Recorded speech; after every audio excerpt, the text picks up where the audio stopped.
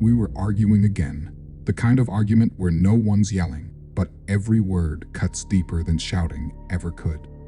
I don't even remember what started it. Something stupid. Maybe the way the tent was set up. Maybe the way dinner got burned. We'd been together for almost 4 years, and this trip was supposed to help fix things, a reset. It didn't feel like one. The sun had just dropped behind the tree line. Shadows stretched long across the lake. I was standing with my arms crossed, staring into the trees instead of her face, while she packed up the last of our cooking gear in angry little bursts of motion. She was mid-sentence, something about how I always shut down instead of talking like a normal person, when everything stopped. The sound, the breeze, the insects gone. Like someone turned the forest off. We both noticed it at the same time. Her hands froze, mine dropped to my sides. We looked at each other, all the fight gone in an instant. "Do you hear that?" she asked. There was nothing to hear. The silence wasn't peaceful.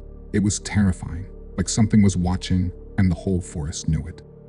Then came the crack of a branch, maybe 20 feet behind our tent. We both spun toward it. The fire barely lit the trees that far out, but I could see shapes, outlines between the trunks, something tall, something wide. We froze. Another step, closer this time. I reached down and grabbed the hatchet from beside the log pile. She backed up slowly until she was just behind me. I stepped toward the edge of the firelight. That's when it stepped into view. It walked out from between 2 pines like it had been there the whole time, waiting for the right moment. 7 feet tall, maybe more, with fur that looked oily and clumped. Its shoulders were massive, its chest narrow, its waist tapered like a bodybuilder's, and its arms hung low, almost to its knees. Its head was weird and demonic. Long snout with razor-sharp teeth, pointed ears, red eyes that caught the firelight and reflected it back like headlights. I don't remember making a sound. Neither of us did. I raised the hatchet, but knew it wouldn't matter. The thing cocked its head, just a little, then took one slow step forward. It moved like it didn't need to rush, like it already knew what we'd do. We backed up until our legs hit the cooler and camping chairs. She grabbed my arm and whispered, "What is that?" I couldn't answer. The fire crackled weakly. Then it let out this low, growling breath.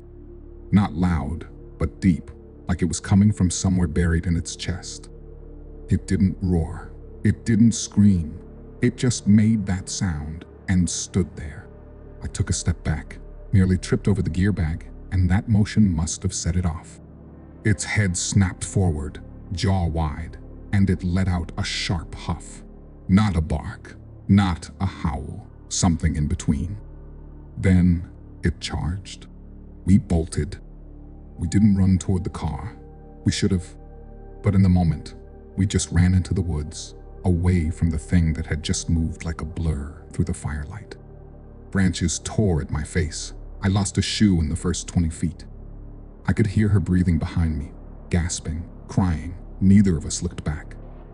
We found a ditch and dropped into it, laying flat under the low cover of some shrubs. She curled against me, and we held our breath. That thing stopped at the top of the ditch. We could hear it. Heavy breaths, slow steps. Something brushed against the trees above us. Then came a sound I'll never forget. It sniffed. Long, slow, like it was smelling for us, finding our exact spot. I squeezed her hand and tried to slow my own breathing. My heart was thudding in my chest so loud I was sure I could hear it. Minutes passed, maybe longer. Then it walked away. Not far, just off to the left, back toward the campsite. We waited, not moving an inch for a long time. When we finally crawled out, the fire was out, the tent was shredded, our cooler was crushed, and one of the chairs was bent in half like someone had jumped on it. There were claw marks down the side of the car door, deep enough to curl the metal. We didn't say anything. We just threw what was left in the trunk and drove fast. We didn't stop. until we hit a lit parking lot near Kalispell. We haven't talked about what we saw, not really. But every now and then, when it gets quiet at night, she'll ask, "Do you remember that sound?" I always say yes. I don't think either of us will ever forget it. That night ended the arguments, not because we fixed anything, but because something out there made us realize none of it mattered. I've camped all over Canada, from the Yukon to Nova Scotia, but Waskesiu Lake was the first place that ever made me pack up in the middle of the night and never look back. My name's Brandon. I'm 38, and I work construction out in Saskatoon. I'm not a city guy.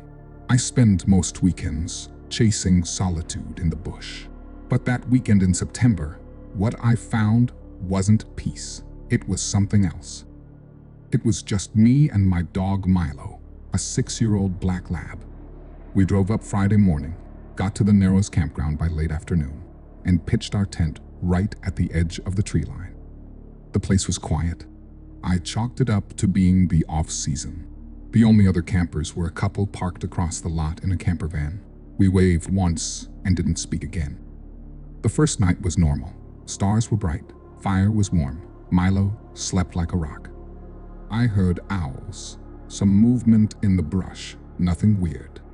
I went to sleep with my hat pulled low and the zipper halfway down so Milo could nudge his nose out if he wanted. The next night was different. Around 1:45 a.m., I woke up to Milo growling. Not barking, not whining, but a low, rumbling growl I'd only ever heard once, back when we got charged by a moose. He was stiff as a board, staring at the front of the tent, teeth bared. I sat up slowly, reached for the flashlight, and flicked it on. That beam hit the front of the tent fabric, and I saw something move across the outside. It wasn't a person. It was too tall. The shadow passed silently, but what caught me was the way it moved. Its shoulders were broad, its head low, and arms longer than anything I was familiar with. Milo started growling louder. I snapped the light off and listened. Branches cracked, not like twigs. I mean full-on limbs being stepped on and split. Then, something let out this snort, like a heavy exhale right near the tent. Milo snapped. He started barking like mad, lunging toward the front. I grabbed his collar and held tight. Then came the sound that froze my blood. A wet, tearing sound, something crunching bone. It wasn't near us. It was off to the side. I unzipped the tent as quietly as I could, holding Milo back. I peeked out. There, not 15 feet away, under the faint moonlight, was a massive shape hunched over a deer carcass. It was chewing, loud, violent. The deer's legs kicked weakly a few times before going still. Milo whimpered and shrunk back into the tent. The thing had dark, matted fur, thick across its back and shoulders. I could see its ribs flare each time it inhaled. Then it stood. I'm 6'1". This thing dwarfed me. It rose onto 2 legs, like it was natural for it. The head was all kinds of messed up, like a dog or wolf. But not either. The snout was longer, jaw heavier, with yellowish teeth dripping with gore. Its eyes glowed faintly amber, scanning the woods. It sniffed the air. I didn't move a muscle. It took a step toward our tent. Then it tilted its head like it heard something. A second shape burst from the trees, another one. This one looked leaner, faster. It darted at the first with this deep growl, and the bigger one turned, snarled, and they went at it. They fought just yards from my tent, smashing into trees, claws flashing. One let out a yelp as the other sank its teeth into its neck. Milo whimpered again. I grabbed my pack, pulled the bear spray out, knowing full well it wouldn't do much, but it made me feel like I had something. The leaner one broke away and vanished into the woods. The big one stood panting, bleeding from its side. It turned its head toward the tent, toward me, and then it charged. I grabbed Milo, burst from the back of the tent and ran into the woods. I didn't think, I just moved. Branches slapped me, my legs caught roots, but I kept running. I didn't stop until I reached the edge of the lake. I dove behind a cluster of rocks, dragged Milo down, and waited. 10 minutes passed, then 20. Eventually, I heard footsteps. Slow, heavy. Something was sniffing nearby. It circled once, then walked off. I waited another hour before I even dared move. When the sun came up, I snuck back to camp. The tent was shredded, completely torn apart. The deer carcass was gone. No blood, no bones, just long tracks in the dirt and deep claw marks across a pine tree. I didn't report it. Who would believe me? I just packed what was left and left the rest. I've never gone back, never will. I've seen bears, moose, even a cougar once.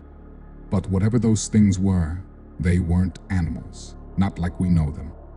They were something beyond our understanding. We had been camped out for 2 days on the eastern edge of the Allegheny Reservoir, tucked deep in the woods where the water curves around and the trails get narrow and wild. It was supposed to be a father-son weekend, just me and my teenage boy. A little fishing, a little hiking, no distractions. The second night is when it happened. We had finished dinner, hot dogs over the fire, marshmallows for dessert, and climbed into the tent around 9. The woods were calm, a light breeze, bugs humming, loons calling out across the water. It was everything I hoped for. Around 1 a.m., I woke up to this scream, not human, but not animal either. It was drawn out and echoed off the trees like it came from every direction at once. My first thought was cougar, but I've heard mountain lions. This wasn't that. This was bigger, deeper. My son stirred and sat up. I could tell from the way he clutched the sleeping bag he'd heard it too.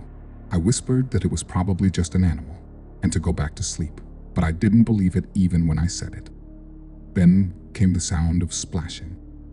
Heavy footsteps in the water, maybe 50 yards from our tent, where the shoreline met the trees. Big steps. Like someone wading through with thick legs and no effort.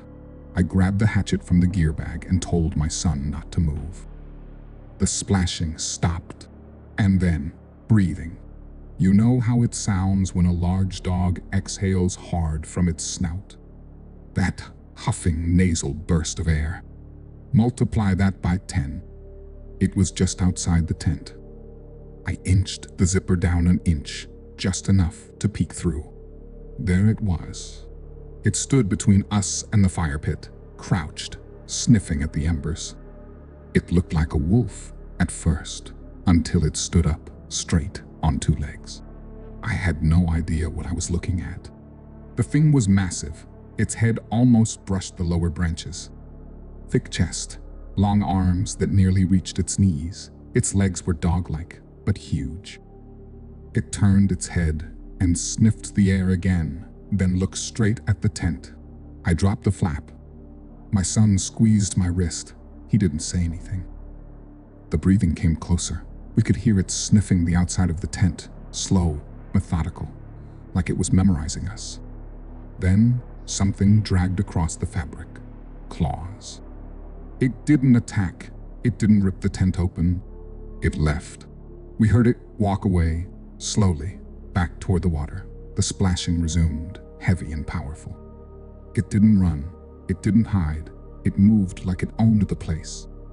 We didn't sleep, not a second. When the sun rose, I stepped out with the hatchet in one hand and a flare in the other. Campsite looked untouched, except for a massive print in the damp earth. It looked like a wolf print, but longer, more spread out.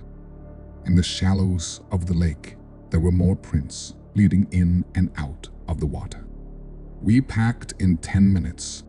On the way back to the trailhead, we passed 2 other campers heading in. They asked if we'd had a good night. I told them, "You shouldn't stay here. There's something out there." They laughed. "Probably just a deer or something. We will be fine." I didn't have the energy to argue with them. On they went. That night changed something in me. I used to think the woods were pure, untouched, safe if you respected them. Now I know there are things in the forest that don't give a damn about what I thought I knew. If you enjoyed this video, please don't forget to like and subscribe to Descent into the Unknown for more horror content. If you have any real cryptid encounters, or you're a horror writer wanting to share your stories, please feel free to email me in the description anytime.